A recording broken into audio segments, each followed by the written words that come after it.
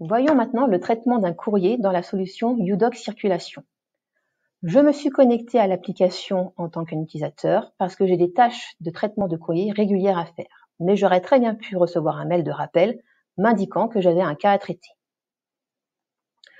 Je peux très facilement retrouver un cas par le biais des filtres qui sont à ma disposition. Je peux sélectionner le traitement des courriers de réclamation, ou je peux cibler sur un intervenant, ou je peux très facilement par des tris retrouver mon courrier par rapport aux échéances parce que je veux traiter d'abord les échéances qui arrivent très rapidement, ou par rapport à une description, ou par rapport à un statut.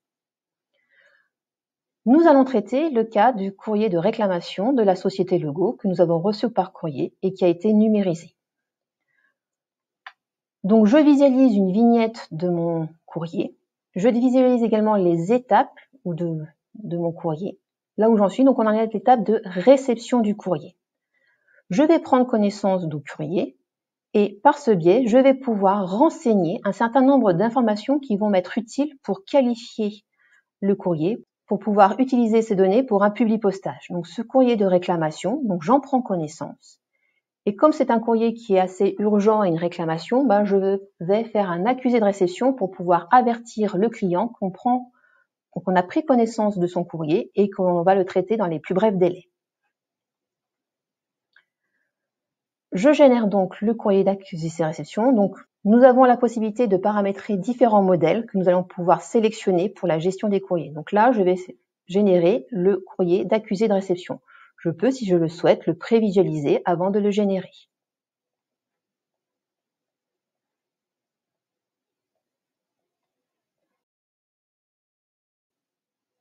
Je regarde que les informations contenues sont correctes et je vais le générer. Lorsque je génère donc ce courrier d'accusé de réception, il va venir se disposer à côté du courrier de la société Logo. Ce courrier, je peux, si je le souhaite, soit le télécharger pour pouvoir l'envoyer par courrier papier, ou comme j'ai l'information de l'email donc de l'expéditeur, je vais pouvoir l'envoyer par courrier. Une fois que j'ai fait cette tâche, je vais pouvoir valider cette tâche et je vais pouvoir, si je le souhaite, mettre un commentaire à destination de l'acteur suivant. Merci de prendre en charge ce courrier urgent.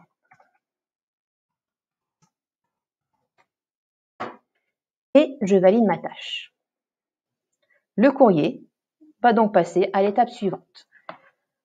Je vais me connecter avec l'utilisateur qui va agir sur l'étape suivante, qui est l'étape de traitement du courrier.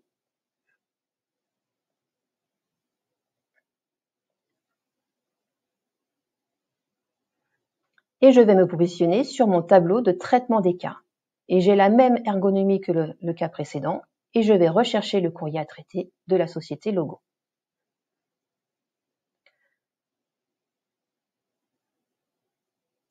Je visualise le courrier original qui a été adressé par le client, mais je peux également visualiser le courrier d'accusé de réception.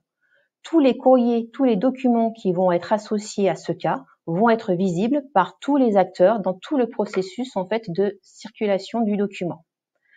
Donc je suis dans une étape où en fait je vais devoir prendre connaissance du courrier et de rédiger une réponse au client. Le courrier en lui-même et le courrier de l'accusé de réception ne me suffisent pas. Il va falloir que j'aille récupérer en fait le contrat initial pour prendre connaissance de ce qu'il y avait à l'intérieur pour pouvoir répondre de façon correcte au client. Donc je vais aller dans la GED pour pouvoir chercher le document. J'ai une barre de recherche rapide qui va me permettre par rapport à des mots-clés que je vais saisir. Je sais que c'est la société Logo et que c'était un contrat. Avec ces deux termes, je vais pouvoir récupérer très facilement et très rapidement le document parmi les milliers de documents qui sont contenus dans ma GED. Je récupère donc le contrat de prestation de service de la société Logo et je viens donc l'ajouter à mon cas. Je peux en prendre connaissance.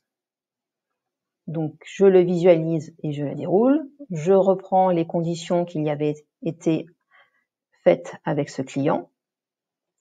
J'ai visualisé son courrier de réclamation. Je vais donc pouvoir rédiger une réponse. Pour ce faire, je vais générer un modèle de réponse de courrier. Donc en sélectionnant ce deuxième modèle, je génère le courrier de réponse qui va venir s'ajouter au cas et je vais pouvoir le modifier afin d'apporter des réponses à la réclamation de la société logo. Une fois que j'ai fait ces modifications, je vais valider et le courrier va passer à l'étape suivante. L'étape suivante étant l'étape de validation. Donc je vais me connecter avec la personne qui doit valider ce courrier.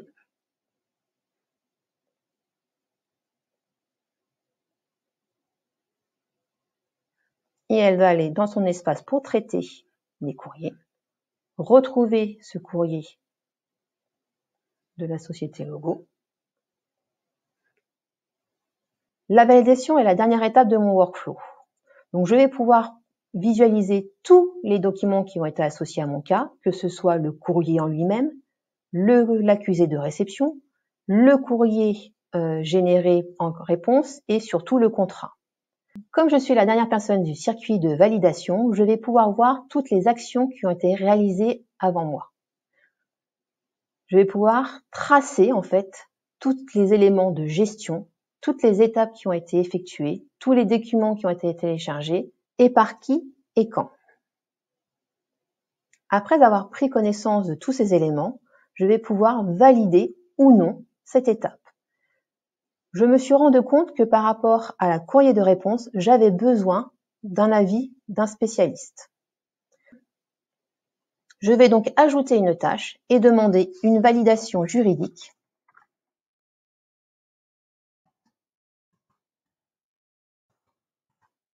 et je vais identifier la personne qui va devoir faire cette validation. Une fois la validation faite, les documents accusés de réception et courrier vont être stockés directement dans la JET UDoc et les données complémentaires vont être envoyées dans les outils métiers pour pouvoir mettre à jour des données ou des process. J'ai été identifié comme responsable sur certains cas, donc je vais pouvoir, par rapport à un menu spécifique, visualiser tous les cas pour lesquels je vais pouvoir agir. Cette notion de responsable va permettre, par exemple, de pouvoir relancer un acteur pour un courrier qui serait en cours de traitement, mais qui serait vraiment en retard. Donc je peux très facilement isoler ces cas et faire des actions dessus. La solution vous permet non seulement de traiter des courriers, mais également de savoir ce qui se passe dans votre entreprise et de pouvoir tout superviser. Comme vous l'avez vu dans le traitement du courrier, il y avait des étapes prédéfinies. Je vais vous montrer maintenant la particularité de ce module qui est le paramétrage très facile des cas.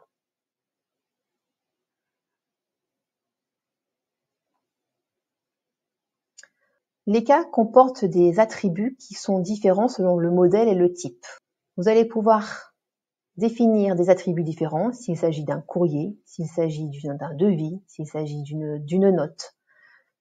Tout est accessible, vous pouvez activer ou désactiver par des boutons. Vous allez notamment pouvoir définir un responsable, c'est une notion qui est très importante, c'est ce qui nous a permis dans l'écran de supervision de pouvoir visualiser les cas puisqu'il m'était rattaché, j'ai été identifié en tant que responsable. Vous allez pouvoir définir également un délai de traitement du courrier, du document, qui va vous permettre de visualiser également quels sont les courriers arrivant à échéance et devant être traités dans les plus brefs délais. Vous pouvez, si vous le souhaitez, envoyer des notifications. C'est vous qui allez choisir la périodicité, est-ce que c'est quotidienne ou c'est lors de l'affectation d'une tâche. Et vous avez toute une partie sur les données personnalisées qui vont permettre de définir pour un type de cas, si je veux, le service, le mail de l'expéditeur, la date du courrier. Toutes ces informations vont vous servir en fait dans votre publipostage de réponse à un courrier ou un publipostage pour un autre type de document. Une fois que j'ai défini tous ces attributs, je vais définir les différentes étapes de mon circuit de validation. Nous ne sommes pas limités dans le nombre d'étapes. Ici, on a paramétré 3 étapes, mais je pourrais très bien en paramétrer plus. Une étape est constituée de tâches. Une tâche est de définir quelle est l'action que l'on fait et par qui. On peut identifier une personne ou un groupe de personnes. Ce qui est très intéressant dans le groupe de personnes, c'est le fait, s'il y a une personne qui est absente, une autre personne va pouvoir agir sur la tâche en question.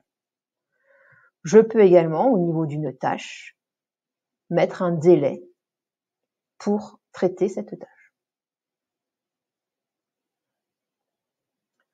Je définis donc autant d'étapes que je le souhaite. Je peux, si je le souhaite, modifier l'ordre de mes étapes. C'est ainsi que l'on paramètre un cas, une succession d'étapes, de tâches et d'interlocuteurs. Comme vous pouvez le voir, c'est un outil qui est très souple, qui est très agile et qui est très flexible. Vous n'avez pas besoin de solliciter une personne en interne telle qu'un informaticien. Vous n'avez pas besoin de nous solliciter pour paramétrer un cas ou pour mettre à jour un cas. Vous avez la main sur tout le process.